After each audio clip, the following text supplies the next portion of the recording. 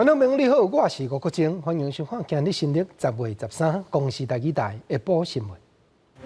咱先来关心今日个新增加一个带病入境染着武汉肺炎的国民，迄是40几岁对中国江苏省倒转来的男性。虽然空烟公司有和离职的员工和解，毋过全国教师工会总联合会也望因的董事长本人爱亲身出面认错。早起6点，台南市铁路地下化往东线上尾2号道路也未拆黄架甲单架，铁道局强制实施拆迁的工程。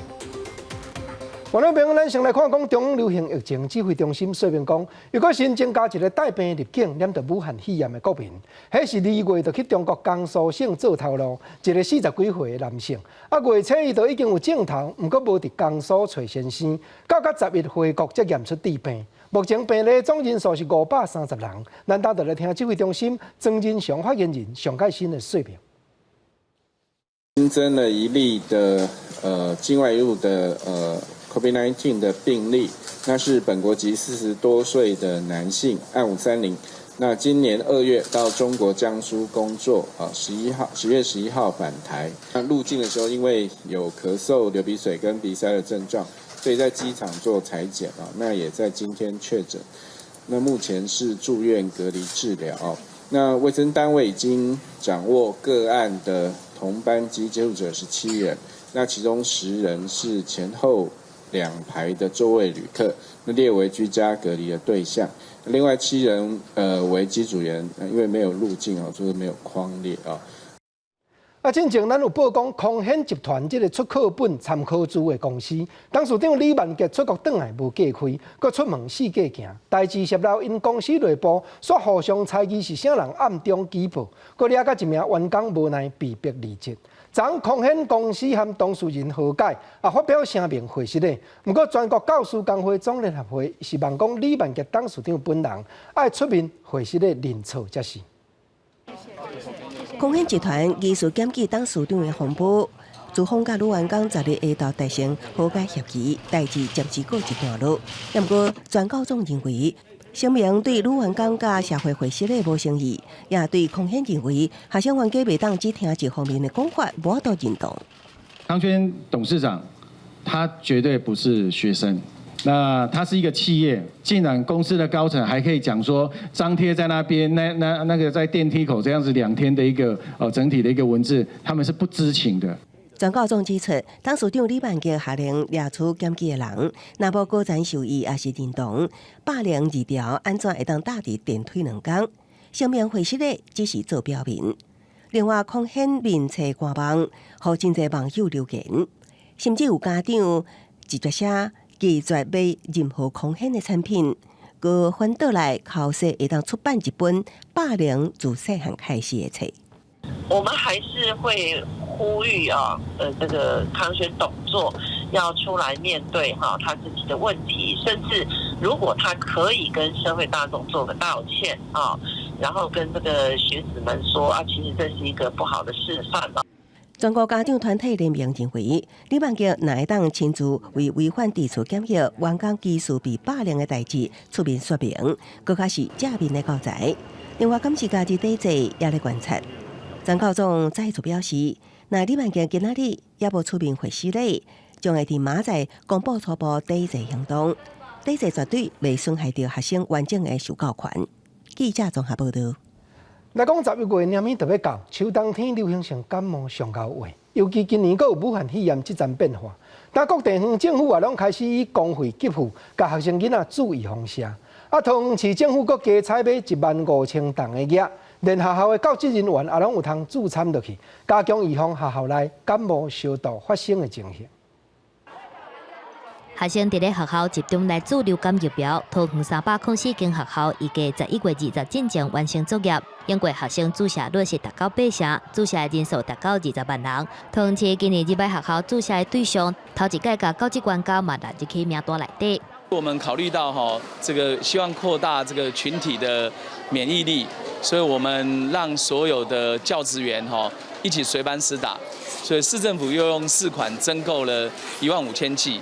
学校的老师表示，教职员工甲学生做伙伫咧学校做流感疫苗，毋若免阁出去一抓，嘛袂去影响到日常的课务，阁会当透过来做流感疫苗，保障家己甲学生囡仔的健康，嘛提升校园整体防疫的效能，降低学校可能会发生群组感染的风险。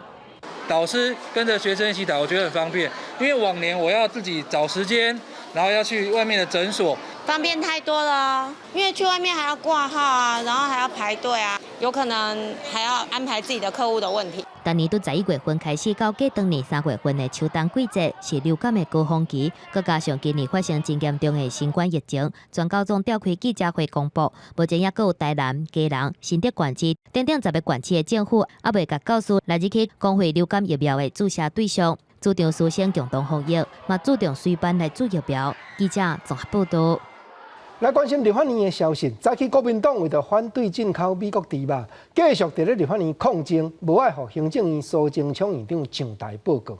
偏偏在野党台湾民众党是颠倒攻击讲，抗争就无法度实际审查着议案。财政委员会这边也通过，有用着正肉种的猪肉报关爱另外用一款编号。总是经济部王美花部长表示讲，那这站办袂行。抗议美猪的道具猪就摆伫咧议场的正中央。13几个早起，立法院议会无任何一个官员会当顺利上台质询。原本定伫咧行政院长苏贞昌来做施政报告，国民党团发动假期动员来占领发言台，爱苏贞昌对放连进口有莱克多巴胺的美国猪肉来回失礼，无回失礼就不互伊上台。不让我上台报告，不但是出尔反尔，也等于是阻断了国人知的权利。莱猪的进口是全民都没有办法接受的，所以民进党政府一天不说清楚，我们没有办法让苏贞昌上台来做总质询。民众党是谴责国民党阻挡议事，和其他立委无法度起立质询台，嘛批评民进党换一个围挡换头壳。民众党主张落实进口猪的源头管理，新增加特定会号，会伫咧10时提出爱行政院撤回2项放连美猪的行政命令。我们民众党团会提出要撤回这2个公告。大家在意的就是你食药署准备好了吗？你其他关务署在检验上你准备好了吗？今天国民党站在主席台上，我相信没人看我们在冲赛了。所以现在院长跟所有部长都还在立法院里面等呢。昨日立法院财委会提案通过，要求增加猪肉进口报关的货品分类号列，有莱克多巴胺的猪肉甲猪肉内，甲无莱克多巴胺的猪肉甲猪肉内来做分别。不过经济部长王美花明确表达讲袂当做，因为讲有违反国际规范的纪律。记者综合报道。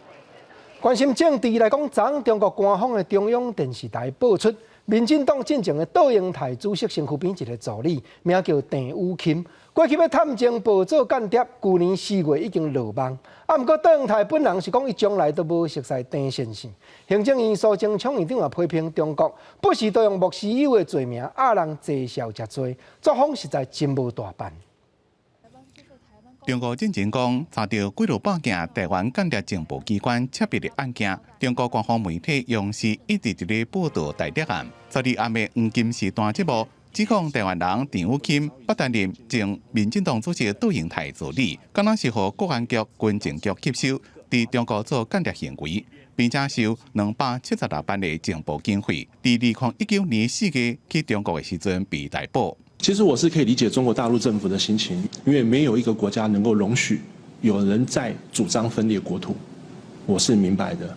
对，那我知道是说我做这个事情对中国大陆是有伤害的。郑武钦更伫台谍案，对进前被指控间谍罪，中国强调已经正伫法院审理的阶段。不过倒英台一个 FB 访问2个人的关系，强调无熟悉郑武钦，郑武钦也无做过伊的助理。行政院长苏贞昌是批评中国。常常用无影无迹的方式做恐吓、污乱，唔是大国的行为。也讲台湾已经无做指派台谍到中国的行为。台湾已经不做这样的事情，而且我们也不必做这样的事情。所以我自己是新文化工作队的，曾经担任过队长啊。那这20几年来，我们举办过那么多的营队，我就对郑宇钦没有印象啊。民进党回击讲，央视的报道扭曲事实，同时也对两岸关系有正大恶意。就央视安排郑武钦接受访问，对镜头认错认罪等做法，立委会批评电视认罪做法完全不符合正当的法律程序，也是恶意污染台湾人民。立委会严厉谴责。中共一再恶意政治炒作，假借国安借口打压台湾交流人士，并诬陷我方从事间谍行为，刻意破坏两岸关系。外界关心台湾后续的发展。陆委会加海基会讲，目前无接到张金家属的反应，或者是要求协助，会去了解实际情形了，提供家属可能的协助。记者综合报道。再来讲，今日早起立法院在调在野的委员组织起来，阿党国会议员友好协会这个团体宣布讲，明年拄当是日本3.11大地震经过第10冬，因也望要趁3月时邀请才打落任的日本首相安倍晋三来访问，阁望伊会当伫立法院发表演讲。明年呢，刚好是3.11的10周年，各位都知道2011年东日本大地震其实是台日友好一个很重要转换的一个关键。那明年是10周年的纪念。那明年呢，同时也是呢这个奥运延长比赛之后的一年，也希望呢透过安倍他非常重视这个东京奥运，他也可以同时来邀请台湾的朋友过去来参加奥运。当然呢。大家也知道，安倍首相的现在的身体状况可能没有像之前那么好，但是我相信经过一段时间的休养呢，明年是一个来到台湾演讲的一个好时机。友好协会这边强调讲，望会当照过去邀请切共和国国会议长来台湾，也是李登辉前总统去日本访问的模式。同款经过国会外交来欢迎和台湾较有往来的国家，遐已经落任的政治领袖专程来交流，邀请函也会寄送过去日本的国会。假使安倍晋三若确实会当来，相信也会当加深两边的友谊。再来讲，国际媒体 Reuters 报道，美国准备要继续卖咱3款先进的武器。这条案虽会送去交国会审查，咱国外交部的吴钊燮部长是感谢美国9年来照拼照行，一再提供咱防卫性的武器。连外蔡英文总统伫咧捷克共和国主办的国际会议录影演讲，也明确指出中国的恐吓甲压迫。9月传出美国将要卖予台湾7项先进武器，路透社13日独家报道。根据消息人士指出，其中3项最近已经得到国务院批准，包括洛马公司生产的高机动性多管火箭系统，波音公司生产的空对地飞弹，甲用伫 F-16战机的外部传感配备，白宫会将军售案送到国会审议。那我们现在还没有接到正式的通知，中国的军事威胁是越来越严重。那但是美国政府也依照对台6项保证和台湾关系法持续提供我们防卫性的武器。那有关于这方面，我们对美国政府表达感谢之意。虽然这项消息拢还未得到证实，不过《纽约时报》指出，这批军售中上敏感的就是远距攻略型的空对地飞弹，因为突破台湾关系法中防具性武器限制，让台湾得到攻击中国本土的能力。川普政府也照出展现对北京的强硬态度。另外，总统蔡英文昨日暗受邀伫捷克公园2千论坛发表录影演说，创下台湾现任总统参与的首例。蔡总统也对顶个月拜读万难来台访问的捷克参议院议长韦德奇再次表达感谢。His declaration in Mandarin Chinese that he is Taiwanese not only moved the Taiwanese people, it also encouraged us to face up to the intimidation and challenges from the Chinese Communist Party regimes across the strait. 外交部吴部长也会以这个预录的方式，以线上发表一个演说。公园2千论坛是捷克前总统哈维尔伫1996年创办的国际会议。蔡总统除了表示，台湾甲捷克是共享价值的合作伙，未来将会加强合作。也批评中国趁其他国家抗疫的时阵，操纵科技监控人民，把持物资，限制资讯甲言论自由，扩大主权侵蚀，以规范为基础的国际秩序。记者综合报道。讲到捷克共和国，咱来关心国际武汉肺炎摊开的情形。欧洲联盟的执行委员会当计划要根据每一国武汉肺炎摊开变化的程度，分出旅行的定号。青灯是无制限，若对红灯也是黄灯的国家入境去人的地界，可能就要验病毒也是隔开。另外，英国有的城市甲捷克共和国这边餐厅、酒吧、娱乐场所，也拢搁再禁止开放。欧洲各国疫情管辖，欧盟执委会定国的研究整合27个成员国的旅行机票，由欧洲疾病预防管制中心根据各国疫情状况，以无共色水来标示疫情实景地图，提案预计伫咧当地13通过。Our proposal will bring a common color code based on common criteria. It will define all regions in the European Union based on the level of risk. Red, orange, green. These colors will be reflected on one single map for all of the EU, so everyone can check online on our Reopen EU site. 伫地图顶悬标示做特定的区域未实施旅游限制，红灯号的区域，当地政府有可能要求旅客检测或者是隔离检疫。各国政府会将这寡资讯即时公布伫咧地图顶悬。We're entering a new and crucial phase in a fight against coronavirus. Because the number of cases has gone up 4 times in 4 weeks, and it's once again spreading among the elderly and vulnerable. 英国病例数量一直增加，过去2礼拜确诊住院的人数是增加4成。首相强生12日提出新的3期警报系统，其中英格兰西半部社区利物浦区列做风险层级非常悬，10时开始必须把酒吧、健身房甲各种娱乐场所关起来。10日法国重症患者超过1500人，是5月17以来头一摆。外界烦恼讲，感谢因为安尼来实施全国封城。中华国家即刻小连续来扫新的防疫限制措施。总理巴比斯宣布，所有酒吧、餐厅、国际学校10时开始关起来。民众坐大众运输嘛，必须强制挂喙安。记者综合报道。我来看下美国这边职业篮球 NBA 洛杉矶湖人队打摕着总冠军，结果伫因本季第一次来说开始有真侪民众无顾传染症的约束，拼出来庆祝热烈，甚至搁好加去破坏人的店头，出手攻击警察，但已经有50人落网。南美洲这边也有民众发动支持原住民的大游行，和警方嘛下来杀去，发生严重的冲突。NBA 洛杉矶湖人队伫10日顺利封王，力比波士顿塞尔提克17座总冠军的纪录。酒吧内庆功派对，真侪球迷拢无挂喙安，大声伫咧喊，已经明显违反防疫规定。伫洛杉矶的市中心，也有真侪人伫咧庆祝，球迷真欢喜，大声喊着这座冠军是献予一家设计新木的前湖人球星黑曼巴科比。I'm excited, waiting this 10 years. Lakers baby, Kobe, GG. 伫近10年了，搁再一遍摕冠军。洛杉矶有名的代表也点到代表紫金王朝的灯光，分享荣耀。不过今年因为疫情，当局禁止办庆功大游行，球迷伫咧市区庆祝，是演变真侪乱画加破坏店面的失控的场面。有人甚至向警察弹酒干仔，造成8位员警受伤，30多栋建筑物被人乱画破坏，最后有76个人被警方逮捕。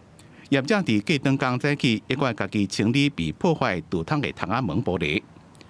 疫情正严重的南美洲，真侪智利民众违反防疫规定，伫哥伦布纪念日即天办支持原住民大游行，希望互大家关心原住民遭受到欧洲殖民者侵略压迫的历史，并且伫首都圣地亚哥甲警方发生激烈的冲突。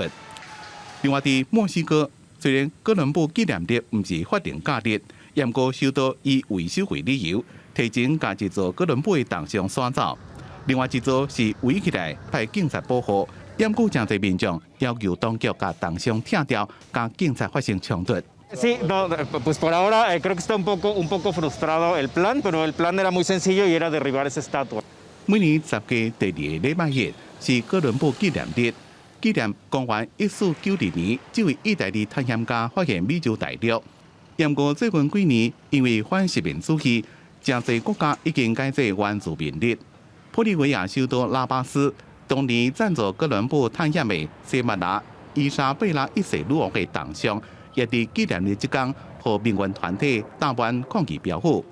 事实上，墨西哥总统罗贝兹·欧布拉多已经连续第2年写背予西班牙王室加梵蒂冈教廷，希望引起当初殖民过程对原住民的残暴行为道歉，不过拢无得到回应。记者综合报道。咱来关心国内南部的消息。11年前莫拉克风台发生了后，屏东县内真侪原住民的部落，就爱拢搬山入去新起来永久厝内底占大。总是因为空间有限，佮街区违章的情形嘛真普遍。因为后日县府就计划要去拆好地部落内面2大违章，早起也有上百个原住民出面陈情，现场佮发生有人赶汽油桶出来引火自焚。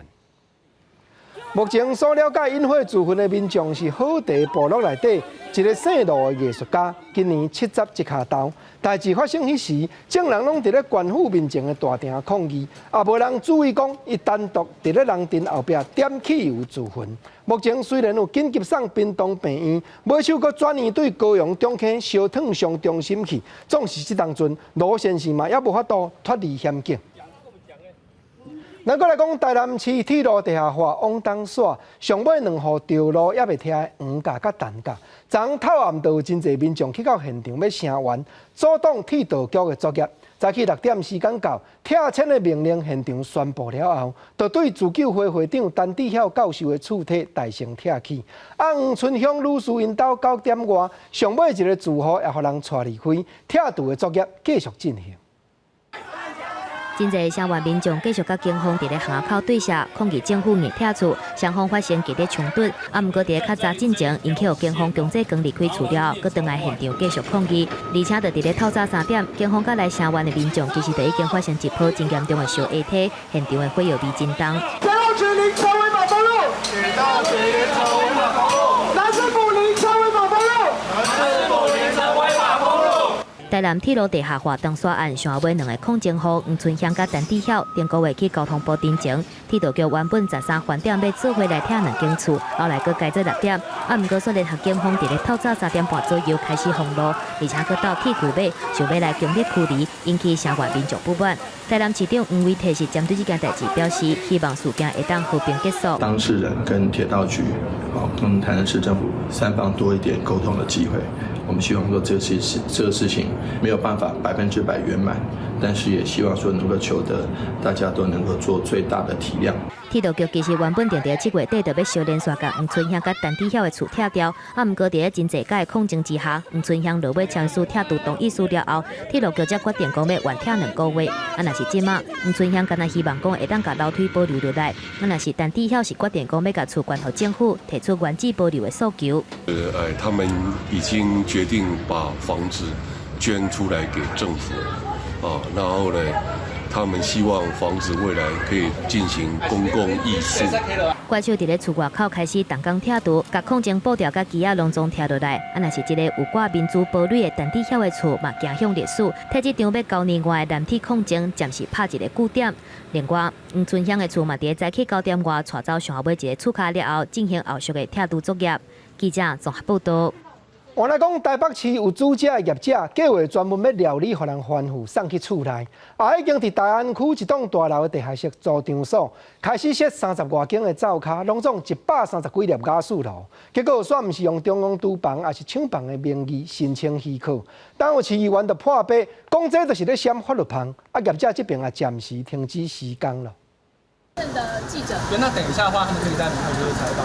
进去的话就开旁边。强调内部状况真危险，业者甲大门挡掉咧，袂互媒体翕，后门嘛共款锁起来，互机关甲各局处陪当入去。这是伫咧台北市大安区的共享外送厨房，甲大楼租696平方公尺的地下室，毋过煞设置30外个厨房，130个炉，互住伫楼顶的135户居民烦恼讲，楼骹就哪像是一个密布段。就是瓦斯啊，不是电。那我们可以在上面安心的睡觉吗？我们的生命财产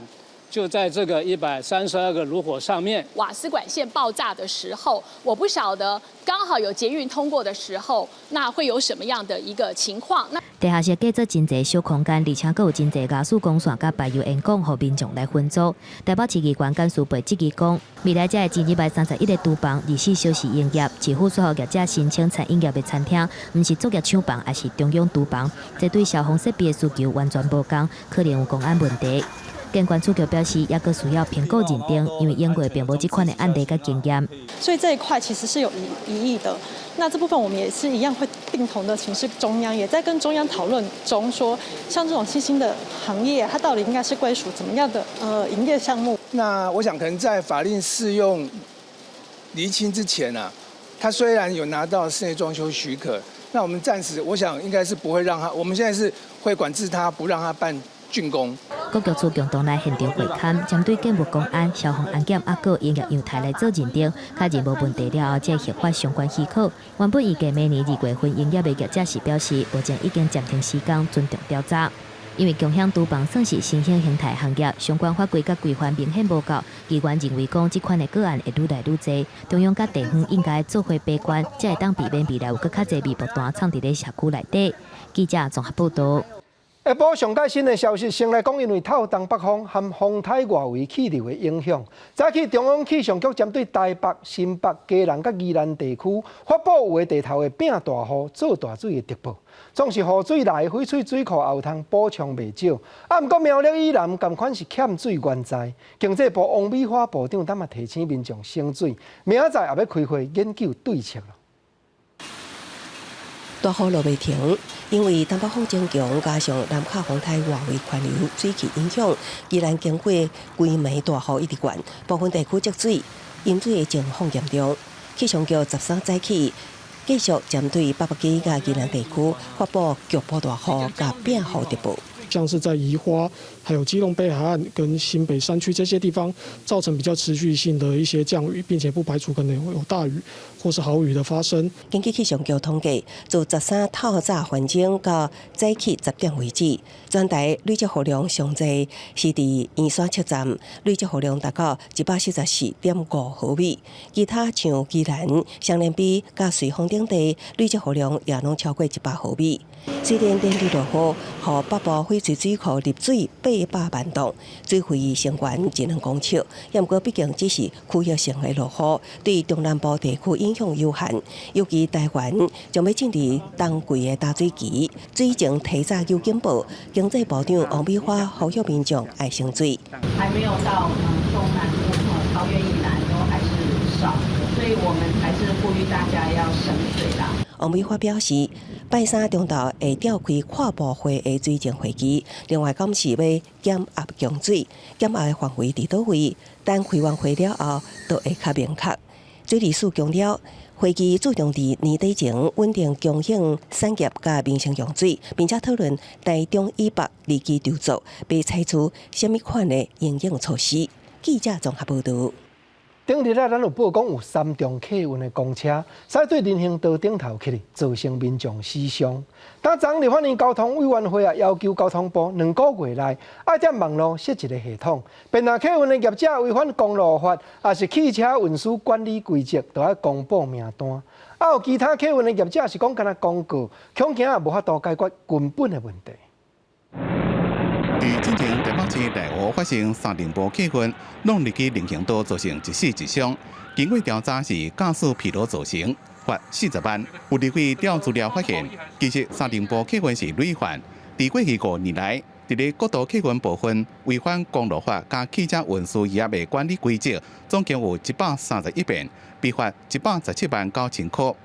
另外，伫双北市区公车违规有371遍，总共罚333万6千块。3零部客运罚刑遮尔多，立委认为公车业者罚唔惊，要求交通部2个月内建立网络平台，甲违规业者名单公布伫咧网络顶。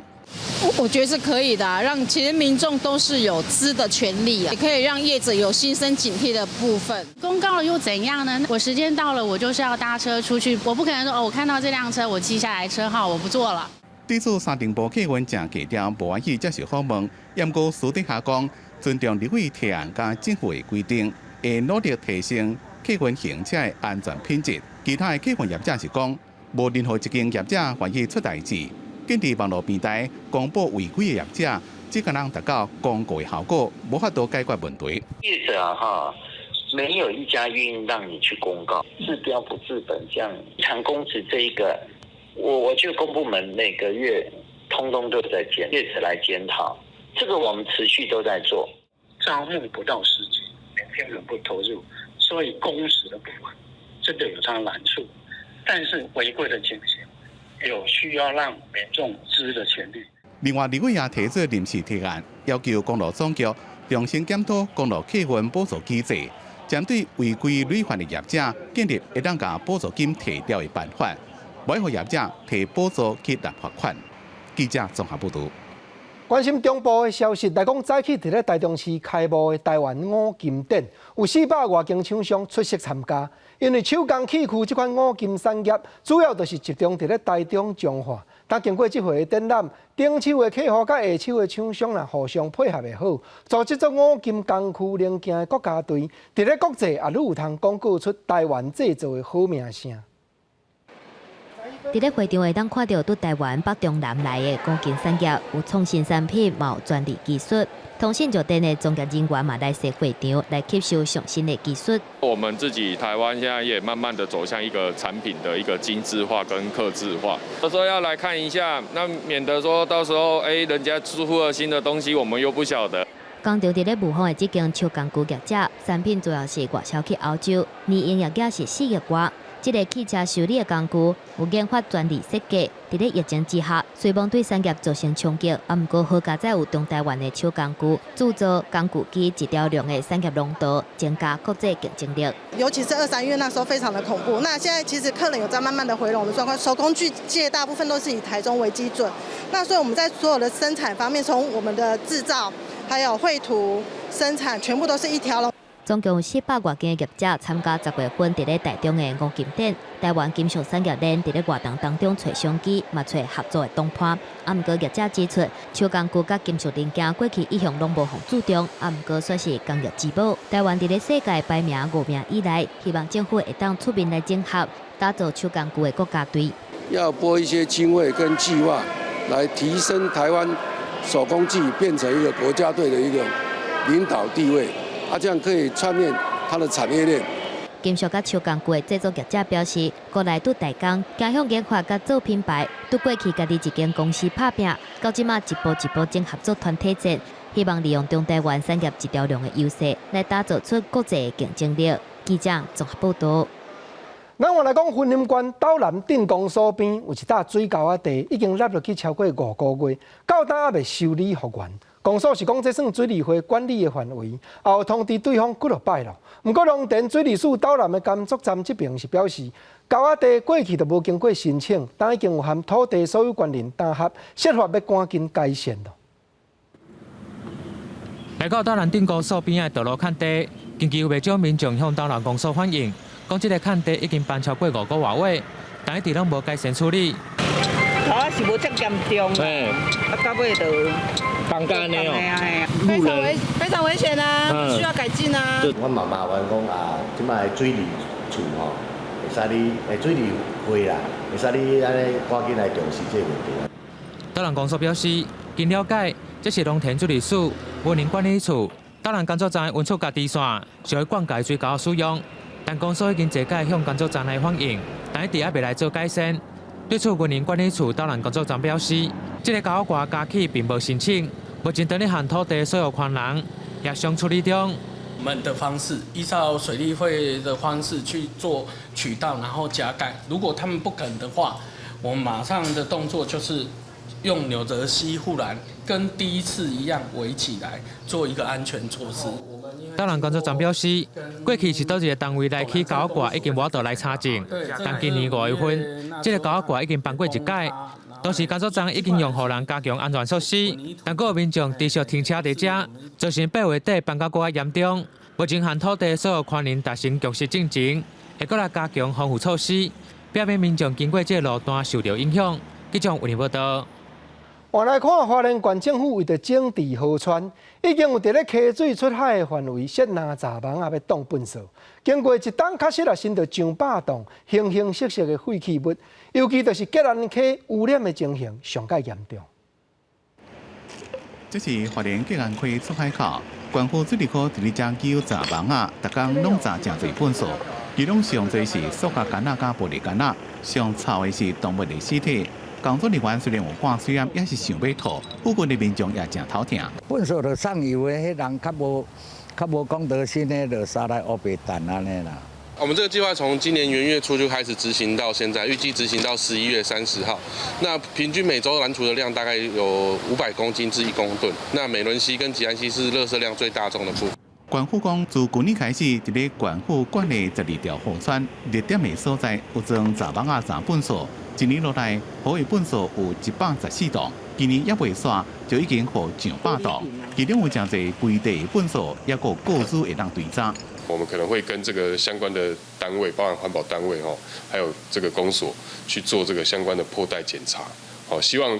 遏止这些整袋垃圾直接丢到河川里面的。县府其实有派河川巡查员巡逻，到今年8月，巡检的次数有到1161倍，是全国第一。不过本数也是这么多，这表示民众的公德心无够。县府准备伫咧较高但本数的所在装监视器，加强处理。记者综合报道。再来讲6月底，台北市发生一件咖啡厅虐待浣熊这款动物的事件。经过科学化，市议员和市府的动物保护处出手解救，其中4只浣熊收留在台北市立动物园。早起这熊仔做回路面，看起来已经有渐渐适应新的生活，机智行动也加正自然了。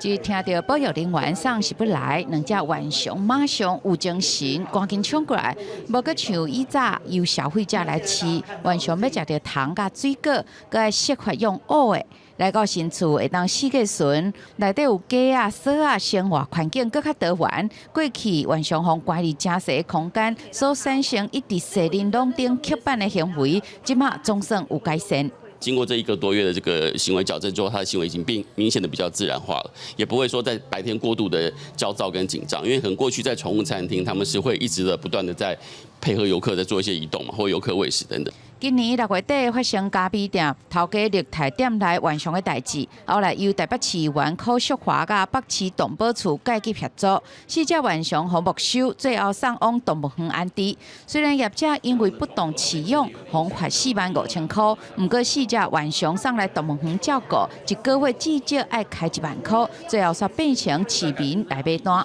不要说有了野生动物，然后你养了它，弃养了以后，就全部都要政府来买单，钱又花人民的钱，这是不应该的。其实罚的并好像是在罚全民，不是在罚原来闯祸的人哈。能够让大家在想要有养野生动物的冲动之前，要想清楚适不适当。另外，虽然国内已经完成动物展演管理办法立法，但市议员柯淑华指出，对咖啡厅以野生动物做号召，吸引民众来消费，但无针对观赏动物来收钱的营业行为，敢若是真歹规范，嘛显示出法令有可能个需要修正。记者林志坚台北报道。再来讲，去年发生国民党立委林奕华的服务处姓林的主任超大来支持林奕华斗做志工一个小姐，这当阵一审判决3年10个月，总是受害者心理的创伤，到今拢也未当复原。早起经过民进党范云立委的陪伴，当事人也讲出代志发生的过程当中，伊所遭遇种种的艰难。当天在楼下的议员助理和调查官跟我说，林奕华是好人，他会出来解决这个事情，而且如果我当场去报警的话，会影响到他的选情。去年4月份，国民党立委林奕华的服务处发生姓林的主任性侵志工的案件，家己讲是受害志工的 A 小姐，13早起伫民进党立委范云的陪伴之下，坐伫咧白色的假帮后壁。来放送变因处理了的录音档，指控林奕华伊是雇主，毋过伊迄当阵煞无亲身，而且无积极来处理这个案件。可是事情的演变跟我所想象的完全不一样。我打电话给林奕华，他不是不接，就是透过庄脚说要等到国民党党内初选之后。后来我打电话给林奕华办公室的诚信助理，他竟然要我和加害人自己解决。A 小姐无法度信任现代妇女基金会，所以转向民进党立委范云，还有立宪基金会来要求斗3工，而且接受心理咨商。范云甲民间团体指出，性骚扰防治法第7条其实有要求行为人的雇主，伫咧知影性骚扰的时阵，有责任来纠正行为人。毋过根据卫福部的统计，最近这4年以来，无任何的雇主受到这个条文的制裁。性骚扰防治法那其实有规范，就是雇主跟场所的主人事前防治跟事后的补救的一个责任。前阵子这个政坛有一个类似的案件，然后大家就有质疑说，您这边是不是协助的方面的话？我想我的态度一向很清楚，只要调查涉及性骚扰、性侵害，那就应该要严惩，那我也会非常的愿意协助。是不分党派的？当然是。记者打电话给林奕華，到中岛要報出進程，攏無得到回應。加害人卸任的主任一審去互判3年10個月有期徒刑，毋過卸任的主任繼續上訴，未入監服刑。受害人表示，法律一天無制裁，伊就一天無法度平復，未來繼續拍官司，毋過嘛希望得到社會的援助。記者綜合報道。關心醫療的消息來講，進前高雄一個40幾歲的女性，扛着肚臍內一粒米粒啊大的條仔子，一日去醫生館檢查，才發覺是腸仔癌轉移，經過8個多月治療，猶原救無回來。醫生也提醒講，若肚臍內摸到有腫，可能就是癌症的症頭，民眾就要趕緊找先生檢查咯。短暫掃描的影像中，白色即顆雷亞顯示到癌細胞擴散的部位，為大腸開始一直向頂懸探到肝氣、卵巢甲淋巴等部位。不過，就算是安尼，高雄這名女患者卻無感覺高雄一直到無時間，抗着兩處肚臍腫瘤，才趕緊就醫檢查。證實是一個乙狀結腸癌，合併有腹膜、肝、肺的等多處的轉移，經過大概一個月左右，慢慢已經變大了，而且病人的疼痛加劇，硬塊也更硬了。高醫大腸直腸外科醫師表示，這名高雄40多歲女子平常都有排便困難的情形，為大腸鏡檢查的影像，佫可以當看到紅色的腫瘤。經過病醫病理切片證實是胰臟結腸轉移出來的癌症。這個時陣已經是癌症第4期，癌細胞已經規身軀幾個所在轉移。幫他進行化療及標靶治療，在經過幾次的化療之後，病人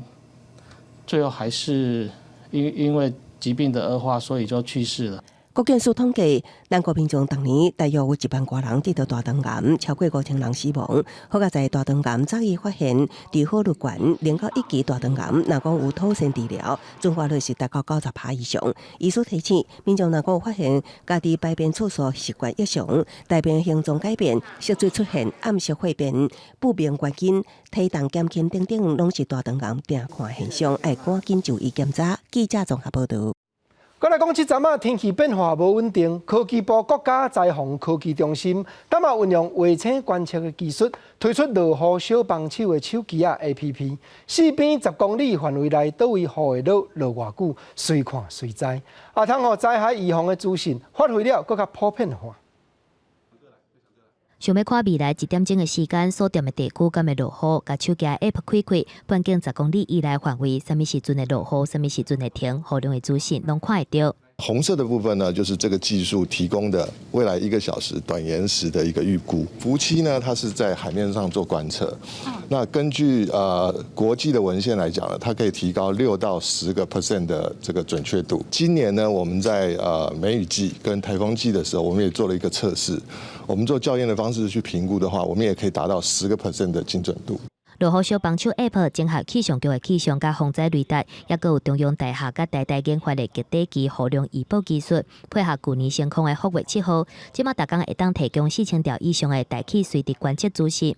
這掛資料對最近這幾年常常發生的低延時強降雨等等的威脅，會當提供準確度更較懸的即時監測。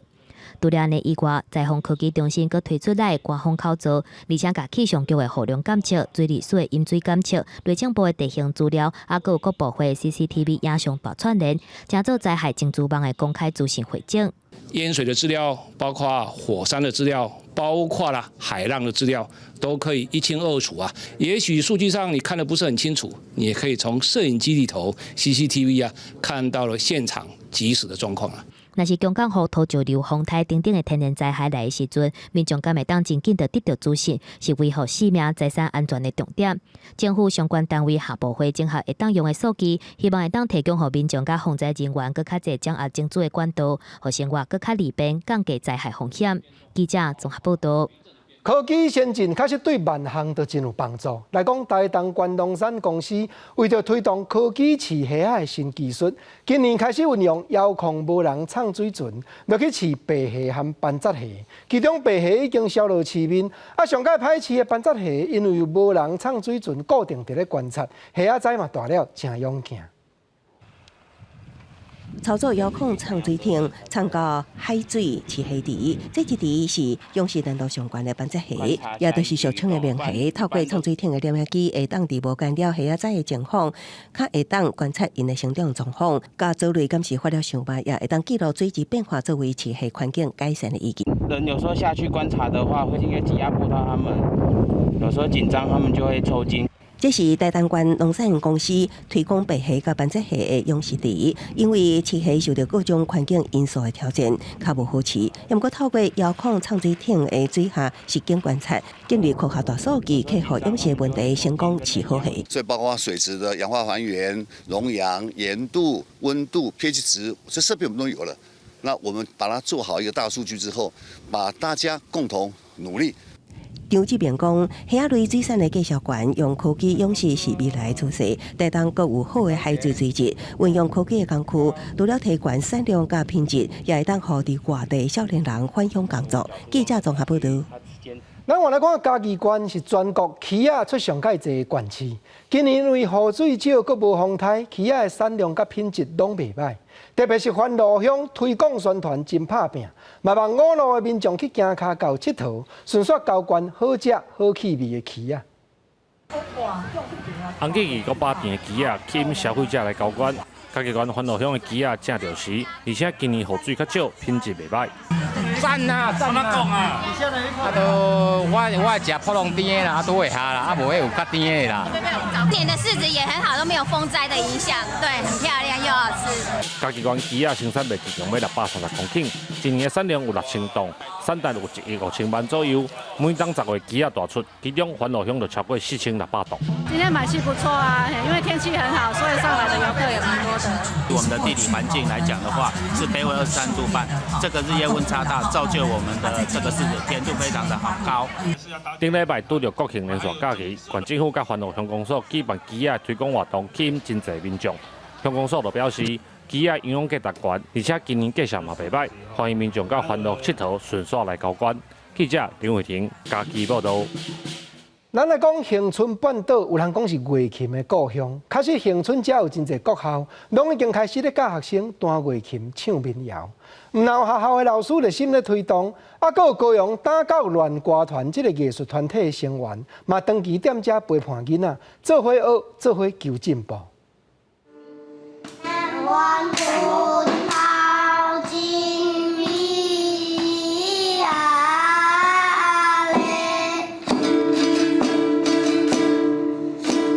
用思乡记的调唱出家己写的词，这两个恒春国小南湾分校2年的学生，当咧练习比赛歌曲。因遮尔细汉就会晓弹月琴、唱民谣，因为学校对6当前开始教囡仔，老师佮用心记录民谣曲调，写做乐谱，互囡仔学。传艺师因法度弹，来，因为传艺师甲你讲，无传艺师无法度弹，无法度弹，咱伫学校内底无法度落实。我觉得我们缺了一个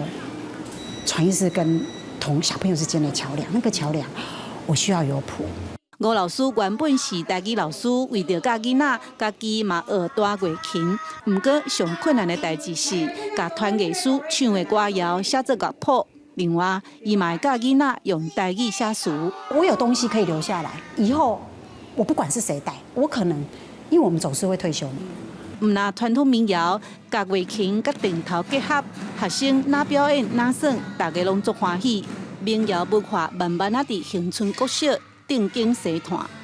每一年你看到这阿公阿嬷唱歌这么好听，小朋友嘛唱歌真大声，不过因看袂到，就是讲咱教育陪伴这段。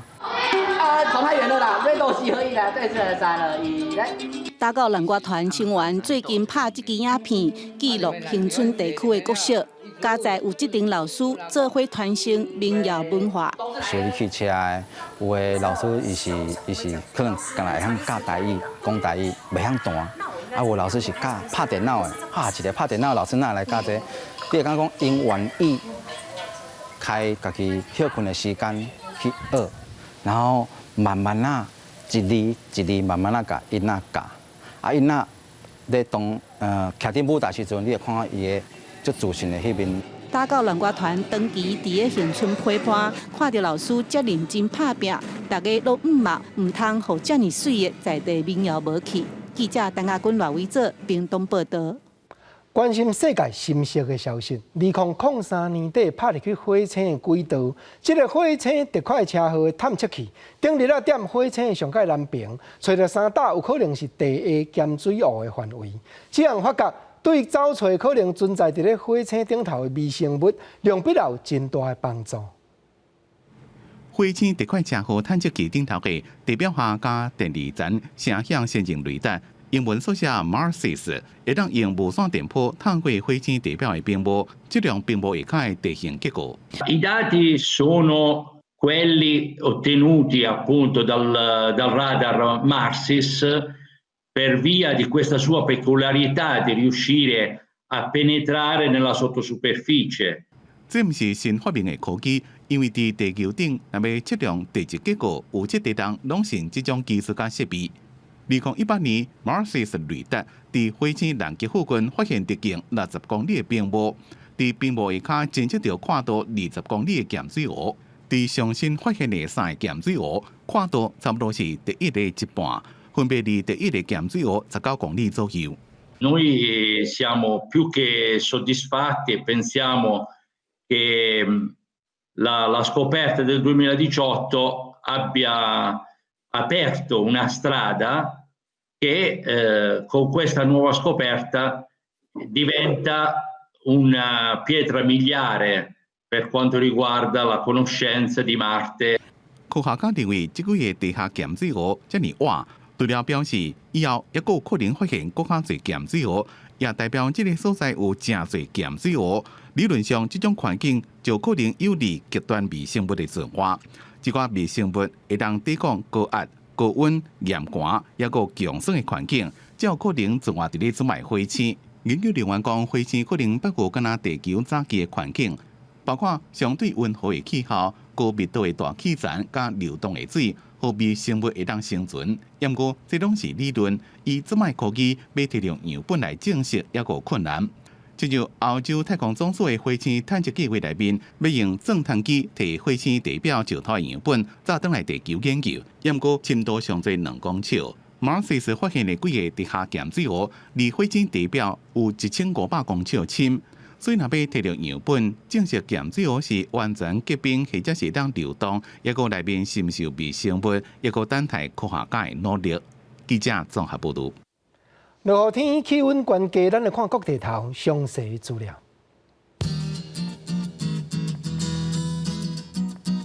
基隆、台北、新北、桃竹苗24度到30度；台中、彰化、云林、南投、嘉义28度到33度；台南、高雄、屏东29度到33度；